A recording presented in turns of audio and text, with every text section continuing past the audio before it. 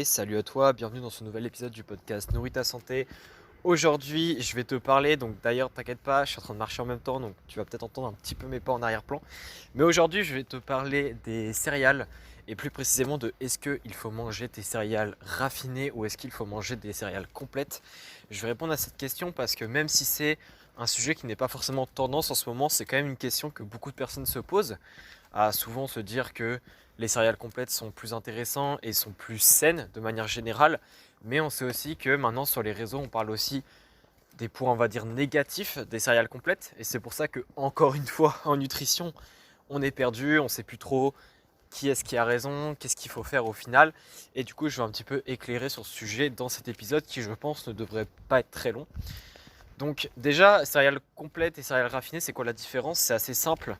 Si on prend par exemple des pâtes complètes vs des pâtes blanches, donc quand on dit des pâtes blanches, c'est des pâtes raffinées, et bien en fait la différence c'est que les pâtes complètes sont entre guillemets la forme la moins transformée, et justement les pâtes raffinées ont subi d'autres transformations industrielles qui font que, par exemple, elles ont encore moins de fibres, elles ont encore moins de minéraux et de vitamines. Donc à partir de là, souvent les gens se disent, bah ok, je vais prendre les céréales complètes. Mais justement, les céréales, enfin les céréales raffinées ou alors les pâtes blanches, dans ce cas-ci, vont aussi avoir moins d'antinutriments, ce qu'on appelle. Donc c'est notamment les acides organiques comme les phytates également, comme les tanins. Mais par exemple dans les pâtes, c'est surtout les phytates. Donc en fait, ces acides organiques-là, c'est justement eux dont on parle sur les réseaux, qui peuvent potentiellement poser problème.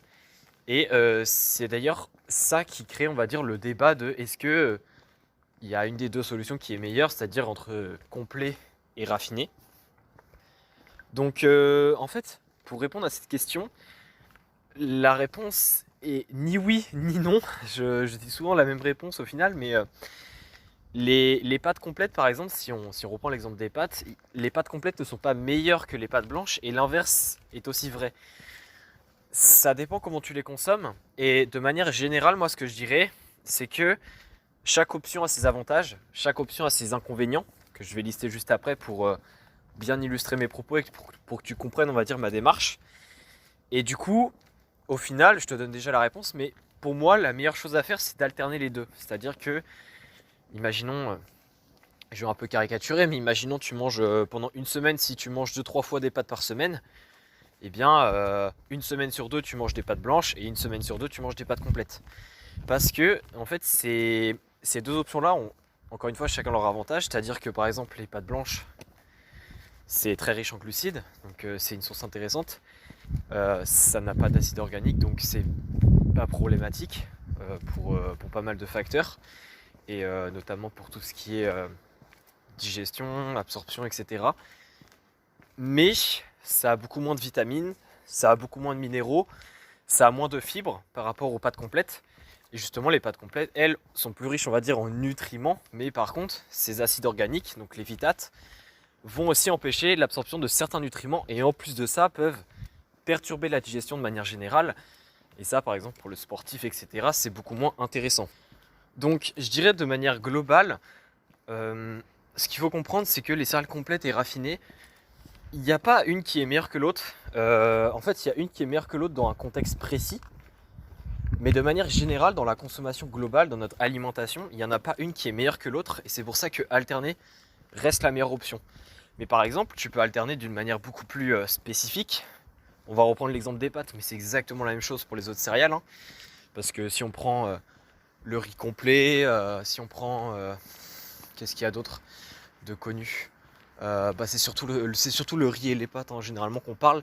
Mais ces deux-là, en fait, ont les mêmes différences. C'est-à-dire que le riz complet, il a aussi plus de vitamines et de minéraux que le riz blanc.